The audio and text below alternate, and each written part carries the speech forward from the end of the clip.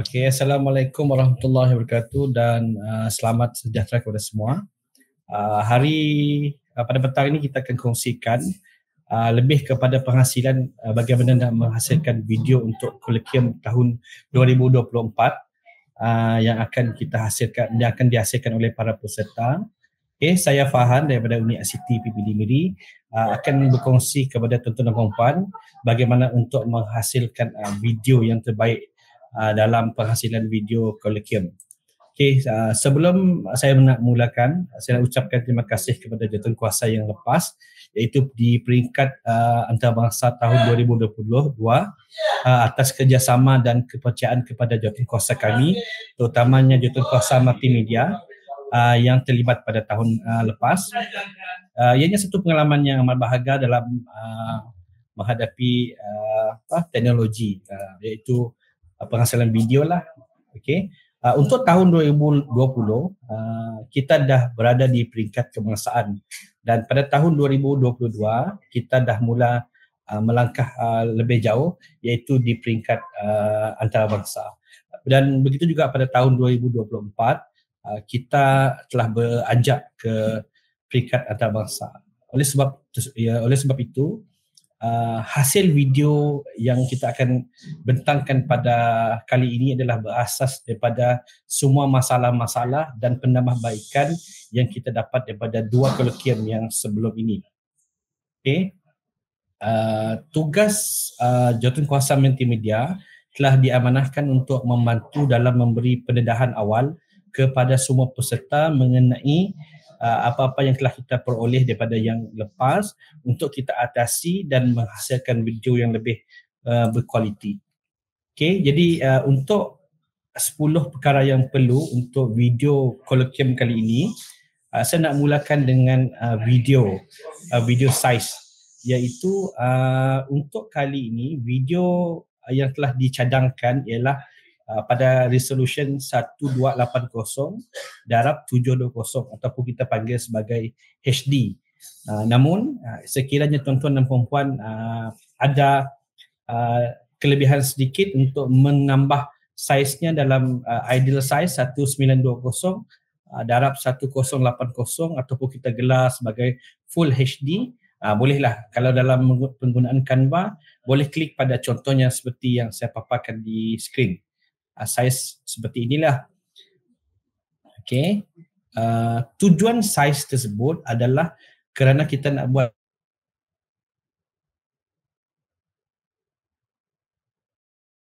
paparan yang akan dihasilkan video. Saya ambil contoh, yang di sebelah kiri ini adalah paparan satu video yang telah dihasilkan oleh seorang peserta tahun lepas, iaitu kita ada high quality HD, full HD. Jadi video yang dihasilkan bukan sahaja menjadikan paparan jelas, ianya juga lebih berkualiti. Okey. Yang seterusnya adalah mengenai berat. Berat yang saya maksudkan adalah berat fail tersebut, iaitu kita berkehendakkan berat kurang daripada 300 megabyte, dan format yang kita wajibkan adalah penggunaan MP4, saiz MP4 sahaja, format MP4 sahaja. Okey, untuk masa rakaman pula, untuk kajian tindakan dan kajian penyelidikan ialah sebanyak 10 minit untuk video yang dihasilkan. Untuk kajian inovasi ialah sebanyak 10 minit. Untuk yang ketiga itu poster PBL, rakaman video adalah sebanyak 5 minit sahaja untuk tempoh rakaman video yang dibenarkan. Okey, yang seterusnya adalah mengenai audio. Untuk beberapa video-video yang dihasilkan pada tahun sebelumnya, terdapat banyak kesan buruk lah sekiranya tak menggunakan external mikrofon. Kadang-kadang audio mungkin presentation dah cantik, tetapi audio tidak pada tahap yang sebaiknya. So kita mencadangkan untuk para peserta menggunakan mikrofon eksternal, dan sekiranya bolehlah buatlah rakaman dalam keadaan yang sesuai. Janganlah buatnya di dalam kawasan yang bising ataupun di laluan jalan raya misalnya kan. So itulah yang menjadikan audio rakaman tersebut tidak terdapat gangguan. Seterusnya boleh lihat di sini di skrin, saya dah cuba carikan tadi harga untuk mikrofon yang paling murah lah, kita kata standard biasa, ialah RM8.70 di Shopee. Dan tuan-tuan dan puan bolehlah mencuba untuk order ataupun buat tempahan agar kualiti video yang dihasilkan lebih cantik dan sebagainya. Okey, ini adalah contoh kalau tak nak guna mikrofon tu tak ada masalah. Contohnya ada satu cikgu ni gunakan mikrofon earphone beliau. Seperti inilah video yang telah beliau hasilkan, dan memang kita lihat dan dengar video yang dihasilkan dengan menggunakan external mikrofon memang cantik lah. Kalau tak pun gunakan mikrofon yang ada pada webcam misalnya lah. Okay. Yang ketiga ialah berkenaan dengan tema warna. Okay. Yang kes tema warna selalunya tak ada masalah lah. Kebanyakan para peserta menggunakan warna yang berbeza lah, berbeza dengan warna tulisan. Contohnya latar ini berwarna ungu, dan kita kenalah cari warna yang berbeza daripada warna latar. Contoh yang saya ada di sini, contoh 1, 2 dan 3. Kalau kita lihat daripada mata, of course contoh yang ketiga lebih jelas dibandingkan dengan contoh 1 dan 2. Yang seterusnya adalah berkenaan dengan font dan size yang sesuai. Ada juga para peserta yang kita lihat paparan tulisan pembentangan tersebut terlalu kecil, dan ini menyukarkanlah untuk dibaca, ditambahkan juga dengan resolusi yang terlalu rendah, maka paparan tidak dapat dilihat dengan baik. Itu adalah ini contoh yang kita lihat pada yang tahun-tahun sebelumnya. Contoh daripada SK Kuala Baram, terlihat penggunaan warna yang sesuai lah sepanjang video ini dihasilkan. Okey, yang keempat ialah mengenai cahaya. Okey, bila kata cahaya, rakaman ini perlu dirakam dalam keadaan terang. Kalau di tempat rakaman tersebut tidak ada lampu, punca lampu ataupun cahaya, tuan-tuan dan puan-puan boleh menggunakan lampu tambahan seperti lampu ring ni di hadapan komputer misalnya, untuk menambahkan kejelasan. Saya ambil contoh. Yang ini adalah contoh kalau kita tak gunakan cahaya lah. Ini saya ambil daripada Google. Gambarnya nanti akan nampak pucat dan kadang-kadang kurang jelas kalau tanpa cahaya. Okey. Dan nombor 5 adalah berkisar mengenai aplikasi rakaman yang sesuai dan mesra pengguna. Sebelum ini kita ada menggalakkan tuan-tuan dan puan-puan boleh menggunakan banyak aplikasi, misalnya yang famous sebelum ni Google Meet, Canva dan Microsoft PowerPoint.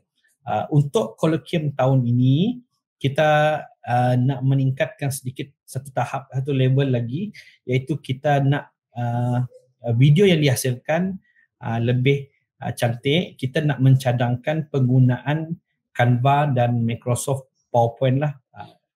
Yang video berkenaan cara untuk membuat rakaman melalui Canva dan Microsoft PowerPoint akan saya upload dalam grup yang akan saya tunjukkan di penghujung slide ini nanti, di mana tuan-tuan dan puan-puan boleh lihat dan tonton video tersebut bagaimana cara untuk menghasilkan rakaman menggunakan Canva dan Microsoft PowerPoint.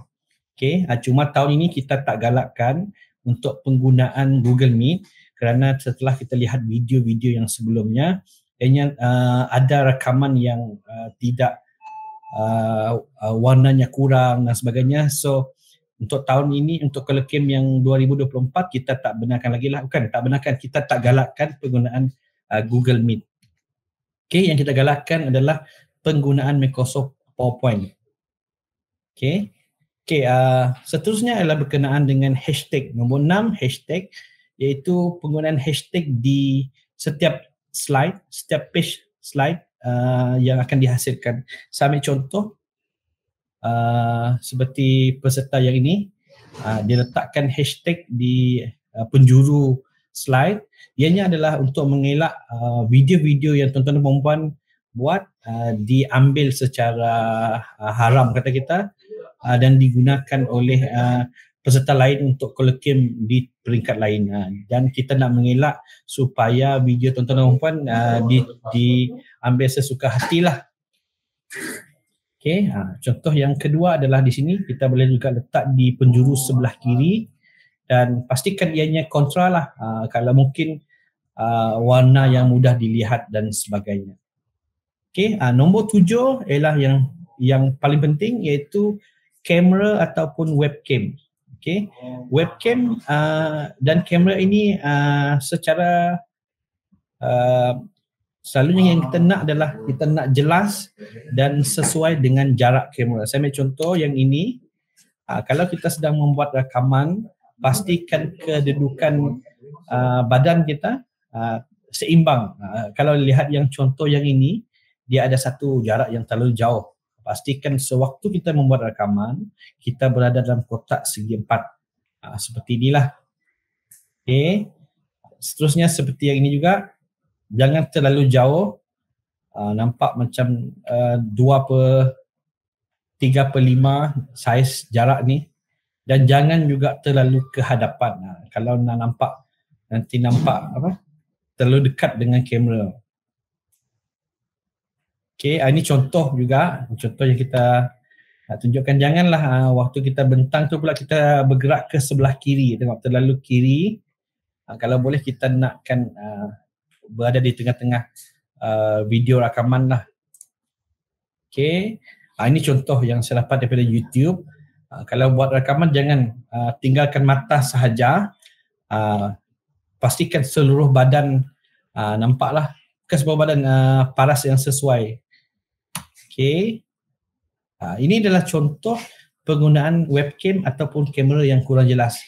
Ini peserta kita tahun lepas, video yang dihasilkan tak nampak lah, muka pun tak nampak, background putih yang seperti saya katakan tadi, tetapi masalah yang ini adalah gambar yang kurang jelas lah. Okey, yang ini tadi juga adalah contoh video yang dihasilkan menggunakan rakaman Google Meet. Kalau dilihat atas ni ada hitam, sesuailah untuk tahun ini kita tak galakkan lagi lah penggunaan Google Meet, di mana kita nakkan background sepenuhnya daripada slide supaya hasil video tu nanti memuaskan. Okey, yang nombor 8 adalah latar yang sama.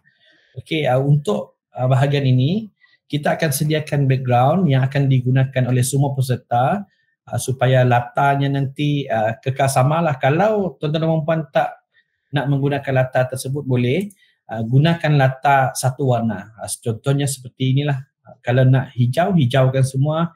Kalau nak kuning, kuningkan semua. Janganlah sewaktu membuat rakaman tersebut berada di kawasan yang sesak ataupun di belakangnya ada baju dan sebagainya. Elakkanlah supaya video itu lebih nampak rasmi dan sebagainya.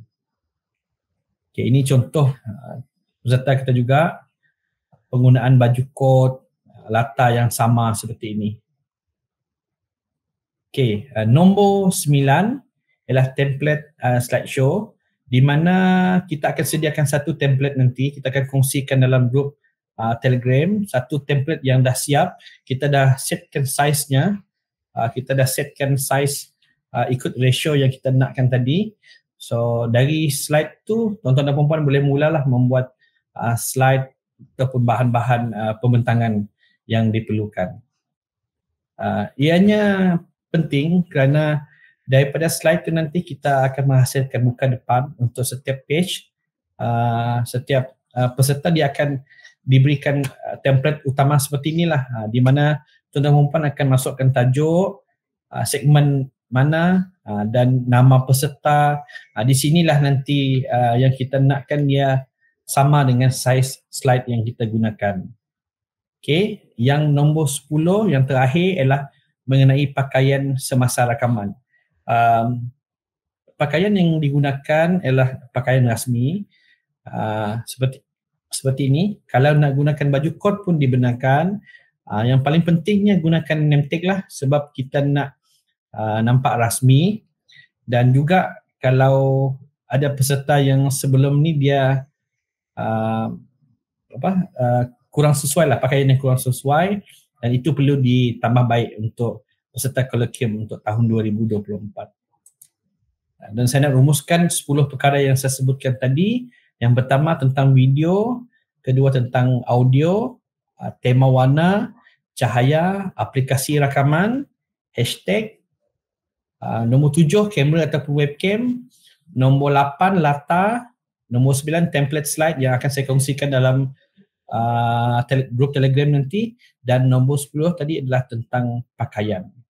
Okey, kalau tuan-tuan dan puan-puan ada masa, tuan-tuan bolehlah melayari QR code ini di mana kita dah sediakan video-video tahun lepas untuk tahun 2022, video Colloquium, semua video-video boleh ditonton, dan kalau tuan-tuan dan puan-puan nak lihat contoh yang saya maksudkan tadi, bolehlah lihat di dalam galeri video Colloquium tersebut. Okey, dan akhir yang saya nak kongsikan ialah sekiranya tuan-tuan dan puan-puan ada soalan ataupun pertanyaan sepanjang pembentangan saya ini, bolehlah join ataupun sertai QR code Telegram ini, dan di sana saya akan kongsikan juga seperti yang saya beritahu tadi tentang slide dan sebagainya. Itu saja daripada saya. Terima kasih. Cikgu Zina.